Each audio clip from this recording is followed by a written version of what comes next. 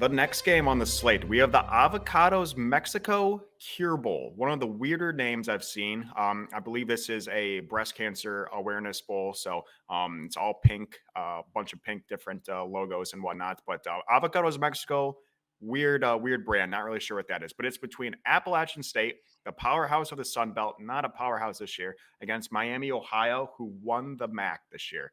Great year for Miami, Ohio. They have a lot to be proud of. And then App State, kind of a disappointing year. App State is 8-5. Miami, Ohio is 11-2, again with the MAC championship. App State is a 6.5 point favorite. Over under has shifted down 4 points, was at 48.5, has now dropped to 44.5. And I'm going to send it to you first, but I'm going to talk about one big thing, and maybe you can help clear me up about it, but maybe not. There's no quarterback on Miami of Ohio right now that has a stat that will be starting this game. Gabbert, who was their quarterback majority of the year, out in I believe was November with an ACL. Their now quarterback that's won them the MAC championship, that's played the last couple of games of the season, entered the transfer portal. They are without their number one running back. They are without their number four wide receiver. There's not a single quarterback from Miami that has a stat, so I don't know who they're playing. So this makes this game very tough. And the line really hasn't shifted. App State opened at 7, and now they're down, or open at 6, sorry, and now they're up to 6.5. So I don't know if they're planning for this. I don't know who Miami is starting at quarterback. A lot of question marks for this Miami team, Appalachian State's number one running back is out. Appalachian State's number 4 wide receiver is out. Miami, Ohio still has those guys, but they're without a quarterback. Apologies for that confusion. But this is a tough one. I'm going to send it to you. Good luck, I guess. Yeah, I'm seeing sophomore Henry Hessen, starting quarterback for Miami, Ohio this week. He had 37 yards passing in 2022. So young guy, little opportunity. I'm gonna take Miami, Ohio in this game. Couple reasons. Obviously, you mentioned it. Big season for Miami, Ohio, winning the MAC there. I think they want to finish the season strong, get this bowl win. I think they care way more, even without their experienced quarterback. I think the guys are going to play hard around him, and I think they're ultimately going to stay within the 6.5. App State, like you mentioned, kind of a disappointing year. They've been a pretty good team the last few years. Had higher aspirations, I'm sure, than playing in the Avocado Cure Bowl. Coming in off the loss to Troy in their previous game, I just don't think App State cares. Miami, I think, cares a lot. So I'm going to ride that. And then lastly, I just think App State, people are going to look at it, probably be a little bit more familiar with App State. See, they only have to lay just under a touchdown. App State just has to win by a touchdown. Think that'll be a pretty public side. Right now, I'm already seeing 62% on App State. I think that keeps going up. So I'm going to take a stab at Miami, Ohio here.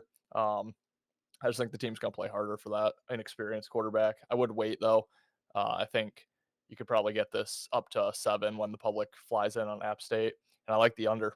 Miami, Ohio has kind of been an under team all year. Again, I just don't think App State really cares. I don't think they're going to go out there and, tear up the yard in this one. So I like the under, like Miami, Ohio. I'm going to call for the outright upset here. I think Miami, Ohio wins it. Wow. So I'm going going against everything I believe in because I completely agree with that. But God damn it.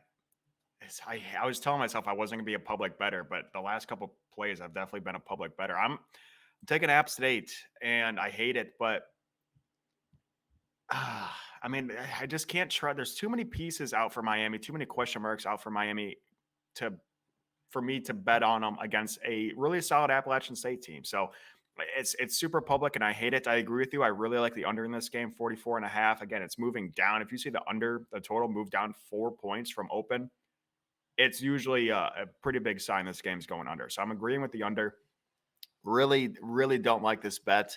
I just have a hard time seeing App State lose without Miami's starting quarterback. Another thing I'll mention is Miami's had a great year, 11-2. And what you're kind of seeing with these transfer portals, you might be asking, why are these guys transferring out of Miami after they just won the MAC?